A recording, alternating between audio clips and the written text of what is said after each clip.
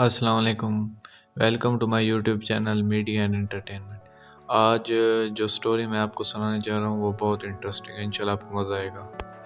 جی تو آج کی سٹوری سٹارٹ کرتے ہیں۔ یہ کالج کی سہیلیوں کی سٹوری ہے، جس میں سے ایک سہیلی اپنی آپ بیتی بیان کرتے ہوئے اپنی دوست نوشابہ کی زندگی کے بارے میں لکھتی ہے۔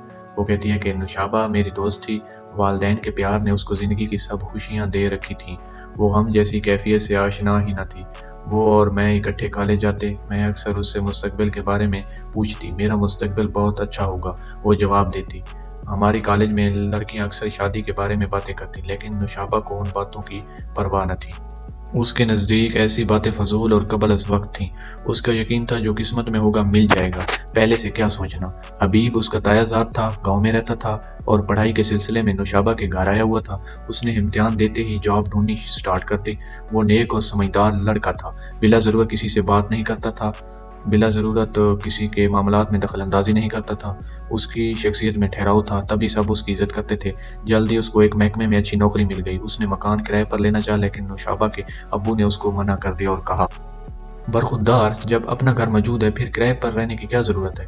یوں وہ مستقل ان کے گھر رہنے لگا۔ نوشابہ ریاضی میں کمزور تھی، جبکہ حبیب ایک اکیڈمی میں ریاضی پڑھاتا تھا۔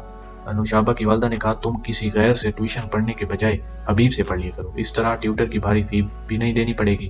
وہ گھر میں رہتا ہے، تم کو ٹیوشن کے لیے گھر سے باہر بھی نہیں جانا پڑے گا۔ حبیب تو ریاضی کا ماہر تھا، اس کو بھلا اپنی کزن کو پڑھانے پر کیا اعتراض ہو سکتا تھا؟ وہ خود ان کا احسان اتارنا چاہتا تھا۔ نوشابہ کو فارغ وقت میں گھنٹے ڈیڑھ گھنٹے پڑھا لیتا۔ اس کے خیالات اپنی کزن کے لیے شفاف تھے، اپنے کام سے کام رکھتا، نوشابہ کو اپنے خاندان کی عزت کا حصہ سمجھتا۔ ایک دن میں ان کے گھر گئی، دیکھا کہ آنٹی بازار سے ڈنر سیٹ لائی ہے۔ آنٹی یہ کس کے لیے؟ میں نے پوچھا۔ بولی، نوشی کی جہیز کے لیے۔ یہ فکرہ سن کر پہلی بار میری سہیلی کے چہرے پر سرخی دیکھی میں نے، گویا وہ اب شادی کے بارے میں سوچنے لگی تھی۔ جب ہم دونوں کمرے میں جا بیٹھی، میں نے اسے پوچھا کہ آنٹی نے تمہارے لیے رشتہ دیکھ لیا ہے؟ کون ہے وہ خوش نصیب جو تمہارا ساتھی بننے جا رہا ہے؟ بولی، ابھی تو کوئی ظاہر نہیں ہوا، سامنے آئے گا تو بتا دوں گی۔ ابھی ہم یہ بات کر رہے تھے کہ اچانک سامنے سے حبیب آتا دکھائی دیا۔ نوشابہ نے اسے دیکھا تو چونک سی گئی، بے اختیار میرے منہ سے نکلا، کہیں وہ خوش قسمت یہ تو نہیں ہے؟ وہ جواب دینے کے بجائے مجھ کو حیرت سے دیکھنے لگی۔ اس دن سے پہلے میری سہیلی نے بھی مستقبل کے بارے میں نہیں سوچا تھا۔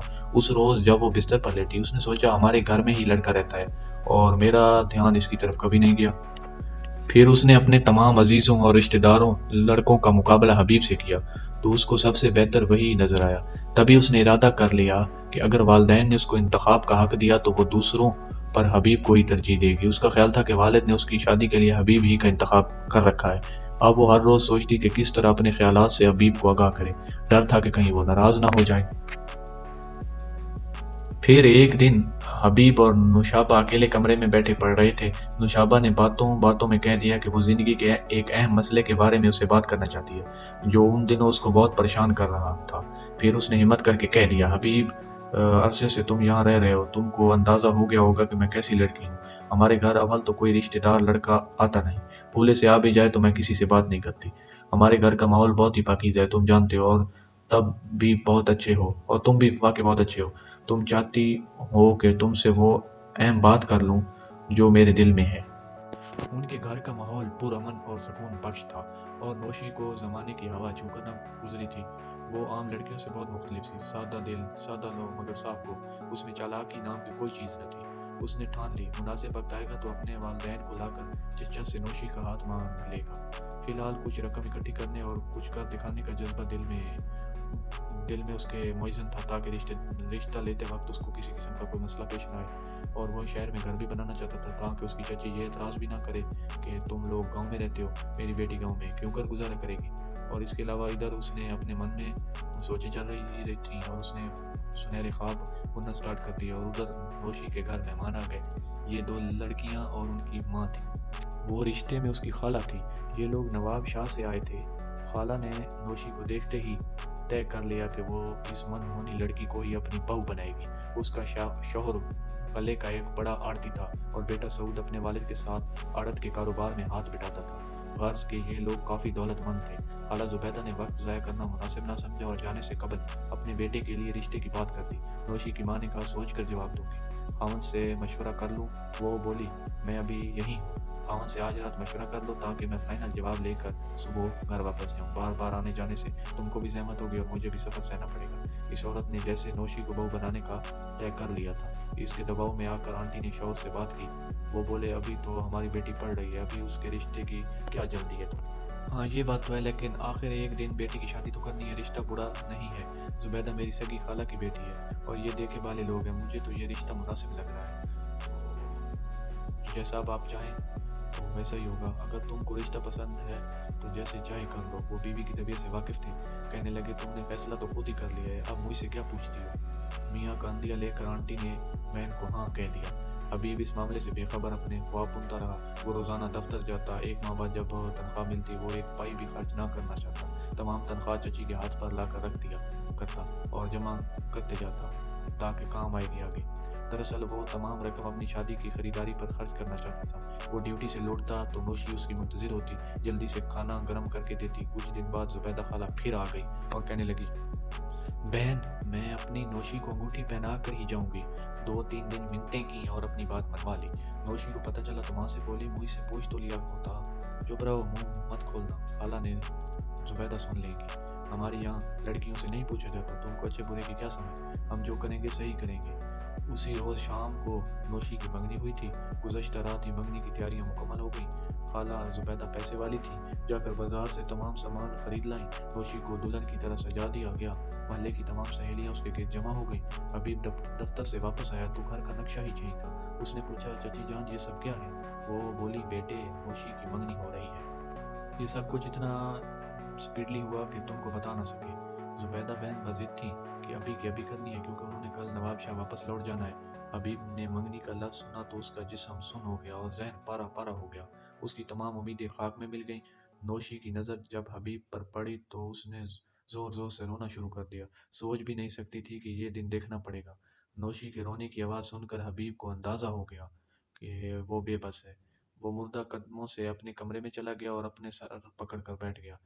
नौशी को चैन नहीं आ रहा था तो वो उसी हालत में हबीब के पास पहुंची और बोली, मेरी बात सुनो, ये सब मुझसे पूछे बगैर हो रहा है। वालदाइन ज़बरदस्ती मेरी मंगनी सऊ से कर रहे हैं, अब तुम ही कुछ करो। वो कहने लगा, जब तुमसे कुछ ना हो सका तो मैं क्या करूं? मैं तो यहाँ बतौर मेहमान रहता हूँ और तुम्हारा अपना घर है। मेरे दिल में अपना ख्याल भी तुम ही ने डाला था। अगर जुर्रत न थी तो इतनी बातें नहीं करनी थी। अब जैसा भी हो रहा है ठीक समझ कर कबूल करो और खुद को संभालो। ये कहकर उसने अपना ब्रीफ केस उठाया और चला गया। नौशी की उम्मीदें टूट गईं। उसने रो धोकर मंगनी की अंगूठी पहन ली। उसके बाद हबीब ने किराए पर मकान तलाश कर लिया और अकेला ही रहने लगा। पास कोई भी हमदर्द न था। हर कोई उसको एक किस्म का मरीज समझने लगा, क्योंकि उन दिनों वो अपनी ज़ात से बिल्कुल बेगाना हो गया था। मैले कपड़ों में दफ्तर चला जाता, कभी हवाई चप्पल पहन कर जूते तक पहनने का होश ना रहता उसे। रफ्ता रफ्ता वो कम खाने की वजह से घुलने लगा, उसे बुखार रहने लगा। एक दिन तेज़ बुखार हो गया। जब बुखार उतरा तो उसके ज़बान के पट्टे कमज़ोर हो चुके थे। अब वो अपना सर नहीं संभाल सकता था। उसके असाबी निज़ाम में कुछ गड़बड़ वाक़या हो गई थी। उसको दोस्त पहले अस्पताल और बाद में उसके वालिदैन के पास ले गए। उसके वालिदैन ने हबीब को गांव के हकीम को दिखाया और कुछ जड़ी बूटियों से देसी इलाज करवाए, मगर अफाका ना हुआ। रफ्ता रफ्ता उसका ऐसा हाल हो गया कि वो हाथ में पानी से भरा हुआ गिलास भी नहीं पकड़ सकता था।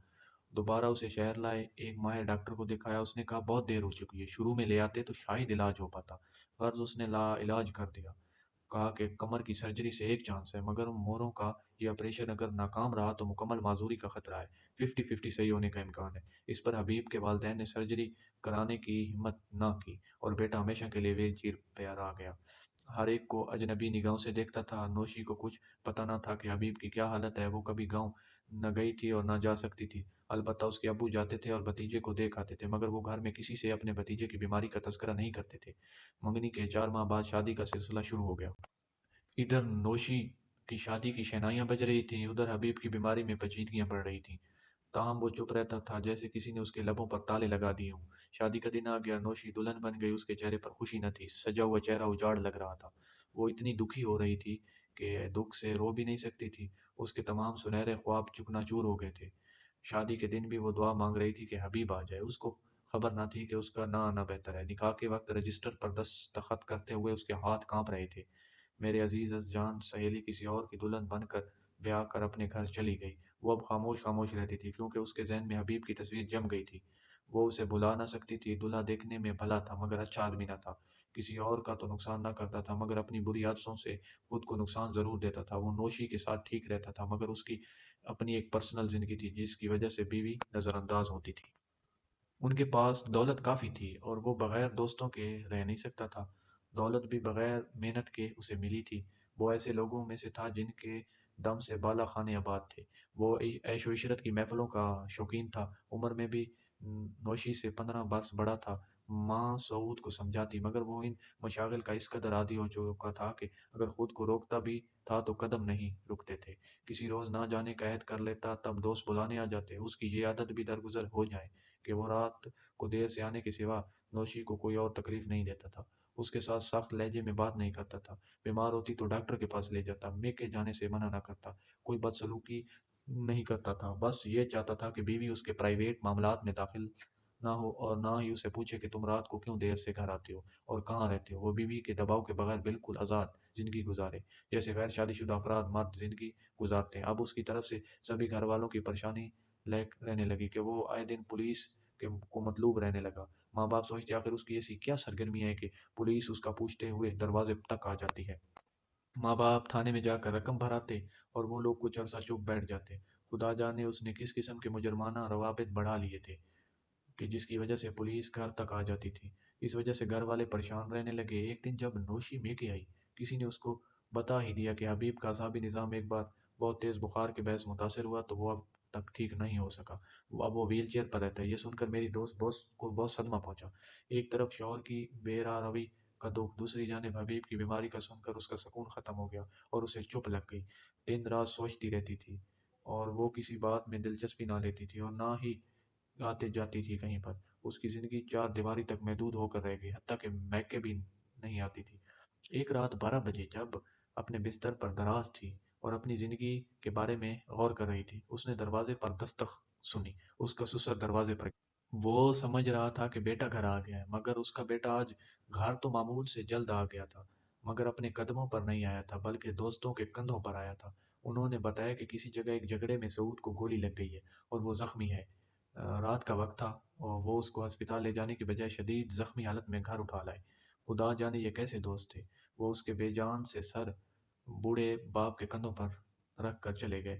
سعود کی نبض ڈوب رہی تھی، جسم سے کافی خون بہہ چکا تھا۔ گھر میں کھلبلی مچ گئی۔ باپ نے مدد کے لیے پڑوسیوں کو آواز دی، وہ سب مل کر اس کو گاڑی میں ڈال کر ہسپتال لے گئے لیکن راستے میں سعود نے دم توڑ دیا۔ ہسپتال تک جانے کی نوبت تک نہ آئی۔ باپ تو کمر کو پکڑ کر دیوار کے ساتھ لگ گیا۔ سعود اس کا اکلوتا لخت جگر تھا۔ پتہ چلا کہ بالا خانے پر گانے سنتے ہوئے جھگڑا ہوا، ایک تماش بین سے گولی چل گئی جو نشے میں تھا۔ دوست بھی ویسے ہی تھے جنہوں نے ہسپتال لے جانا مشکل جانا، وہ اس کیس میں پھنسنے کو تیار نہ تھے۔ سواسیوں کی دوستی ایسے ہی لوگوں سے ہوتی ہے جو وفا اور لحاظ سے خالی ہوتے ہیں۔ نوشی پہلے ہی اپسیٹ تھی، اب تو نیم پاگل ہو گئی۔ وہ اجڑ کر باپ کے در پر آ گئی۔ آج ماں پچھتا رہی تھی کہ اس نے 2 دلوں ہی کو نہیں 3 گھروں کو اجاڑ دیا ہے۔ آنٹی اب پچھتا رہی تھی کہ ان سے کتنی بھول ہو گئی۔ زبیدہ سے رشتہ ضرور تھا لیکن ان کے لڑکے کے بارے میں تحقیق نہ کی، کم از کم سعود کے بارے میں کچھ معلوم کر لیا ہوتا۔ تو بہن کی محبت میں اس نے آنکھوں پر پٹی باندھ رکھی تھی، تو اس طرح اس نے اپنی بیٹی کو آگ میں جھونک دیا۔ اب بیٹی دکھی تھی تو ان کا دل بھی خوش نہ تھا۔ نوشی کافی عرصے تنہا رہی، وہ گھر میں بیمار پڑی سلگتی رہی۔ ماں باپ اس کو ملازمت کرنے کی اجازت بھی نہیں دیتے تھے۔ میں ایک روز اس کے گھر گئی تو اس کی حالت مجھ سے دیکھی نہ گئی۔ میں نے آنٹی کو سمجھایا کہ اگر نوشی ملازمت کرنا چاہتی ہے تو اسے کرنے دے، اس طرح اس کا دھیان بٹا رہے گا اور دل بہل جائے گا، وہ معاشرے میں اپنا تعمیری کردار ادا کر سکے گی۔ یوں گھر میں ایک قیدی کی طرح بند رہ کر وہ بھی آگ میں جل جل کر راکھ ہو جائے گی۔ انہوں نے میری بات کی لاج رکھ لی اور بیٹی کو ملازمت کی اجازت دے دی۔ میں نے نوشی کے لیے اپنے اسکول میں جاب کی گنجائش نکالی اور وہ میرے ساتھ اسکول میں پڑھانے لگی۔ جب وہ گھر سے نکلی اس کے رویے میں کافی تبدیلی آ گئی۔ کافی تبدیلی آنے کے باوجود وہ ایک قسم کی اپنے دل سے افسردہ ہی رہتی تھی۔ اسکول میں بچوں سے اس کا دل لگ گیا تھا، وہ اب ان کے درمیان ہنستی مسکراتی تو بہت اچھی لگتی۔ افسوس کہ ہمارے معاشرے میں کتنی ہی ایسی نیک اور اچھی لڑکیاں جو والدین کے غلط فیصلوں کے باعث اجڑ جاتی ہیں۔ ایسی لڑکیوں کو اگر کوئی تعمیری کردار ادا کرنے کا موقع میسر آئے تو ان کی زندگیاں مزید تباہ حال نہ ہوں اور نہ وہ گھٹن کا شکار ہو کر خود کو بیکار سمجھنے لگیں۔ نوشی کے معاملے میں تو میرا یہی تجربہ ہے کہ ماں باپ کو اپنی بیٹی کے مستقبل کے بارے میں سوچنے سے پہلے ویریفیکیشن کر لینی چاہیے اور انہیں بوجھ سمجھ کے اپنے کندھوں سے اتار کر پھینک نہیں دینا چاہیے بلکہ اپنا فریضہ سر انجام دینا چاہیے۔ यहाँ पर हमारी कहानी ख़त्म होती